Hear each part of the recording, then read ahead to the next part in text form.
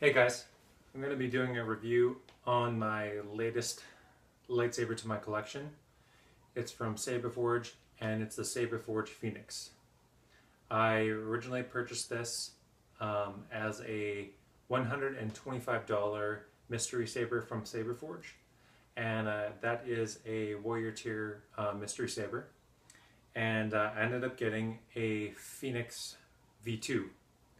The V1 version is one with a standard finish, no weathering, no extra coloring to it, and the V2 has weathering on the inner hilt below the shroud. When I ordered the Mystery Saber, of course, you aren't sure exactly what you're going to be getting, and when I opened up the package and I saw the Phoenix lightsaber, I knew that this one was a keeper. So some of the options that I did order with the Phoenix is 18650 battery setup, because it is a stunt, has the latching activation switch, and it's got the 12-watt yellow LED. And the Saberforge Phoenix is modeled after the Ahsoka character from the Clone Wars, and the Phoenix version is a more specific Saberforge specific custom iteration of the Ahsoka lightsaber.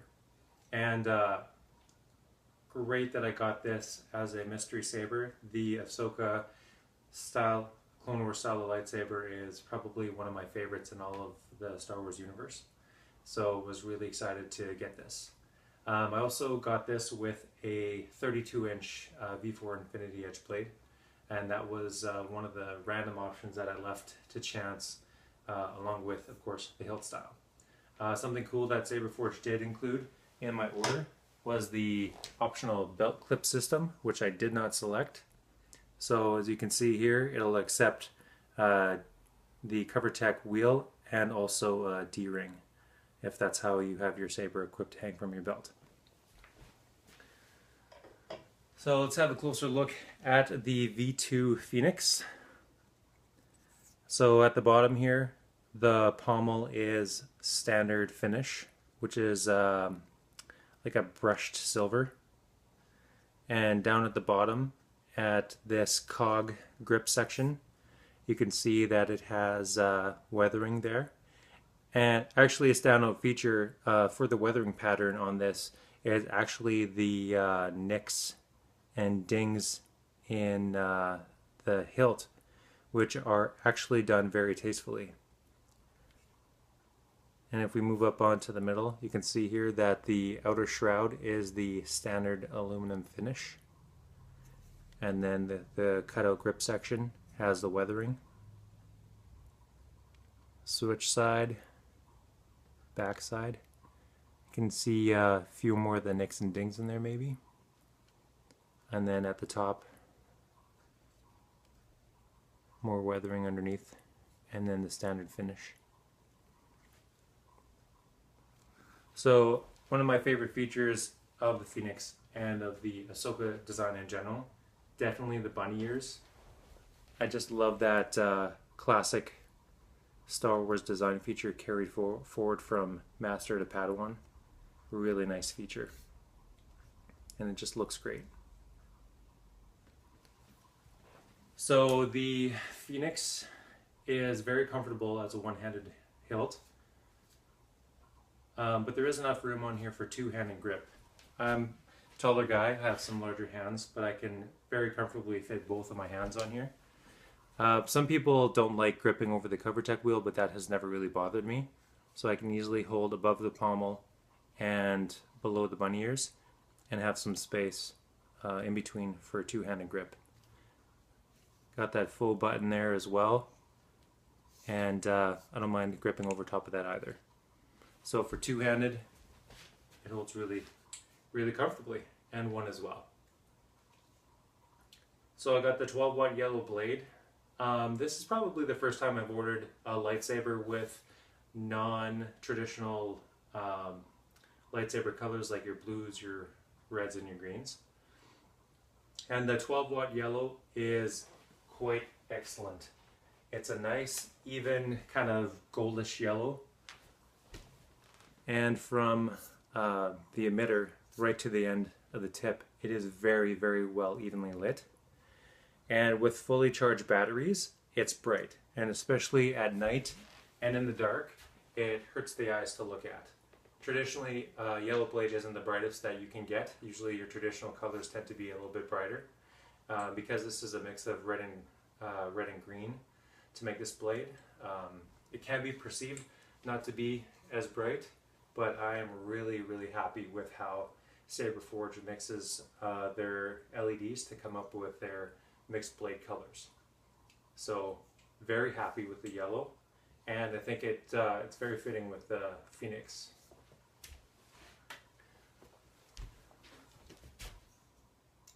Couple other design features on here. You can see that there's emitter windows on each side of the cutout close to the emitter. Switches are mounted really nicely in the hilt body. One thing that I did notice that is an advantage with this particular setup is that with the latching switch in the cutout section below the shroud, it's actually a little bit more difficult to bump that raised actuator to turn the lightsaber off when you're wielding it, because your hand kind of goes over top of the switch. So it actually is preventative in that respects. So that's kind of nice. I have the Saberforge Talon, and that switch has no shroud over top of it. It's just the hilt body with the switch, and that one's quite easy to turn off by accident if you're not careful. So you can see on this side of the hilt body, you have the LED retention screw, you have the blade retention screw, and this knurled faux button actually is a retention screw as well. So I actually have the main blade retention screw backed out, and right now it's in there. I can't take the blade out, so I can back this out, and blade comes out. So I can't recall what the threading of this is exactly, but I know that this would be easily replaceable with a lot of other buttons or screws if you wanted to just accessorize that differently. You can see here that the emitter inside the shroud kind of slants inwards. I didn't like it in pictures on the site, but in person, it's a nice design feature. So I would say, for me personally, the bunny ears and just the curve of the emitter and the weathering on this is really nice. I don't know if you can tell up close, but that standard finish, it's really bright in this room, but has a kind of the silver has a bit of a, like a sparkle effect. So it's got like a bunch of different silver dots all over it. And I actually am not a fan of that look. If you go to the Saberforge website and you look at the Katano version, which is a little bit different than this, you can see that sparkly finish. I don't mind it in this iteration because you do have a lot of black in different sections of this hilt to break it up.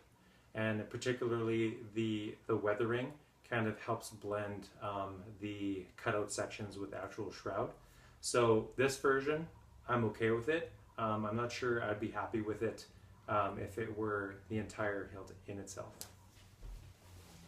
Another thing that surprised me with this is that in other pictures, other reviews, and particularly the Saberforge website pictures of this hilt, to me it looked really large, especially the pommel at the bottom.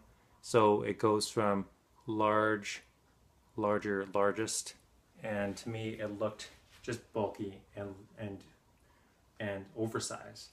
But actually, I would probably compare the thickness of this hilt to the Apprentice line, Saberforge's Apprentice line of hilts.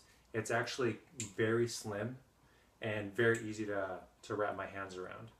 So for fighting with it, for gripping it, for spinning it, it's really easy to hold because it's quite thin. Even for a lightsaber with a shroud over top, it's surprisingly small. It's got just the right amount of length, and it is thinner, so it's easier to grip.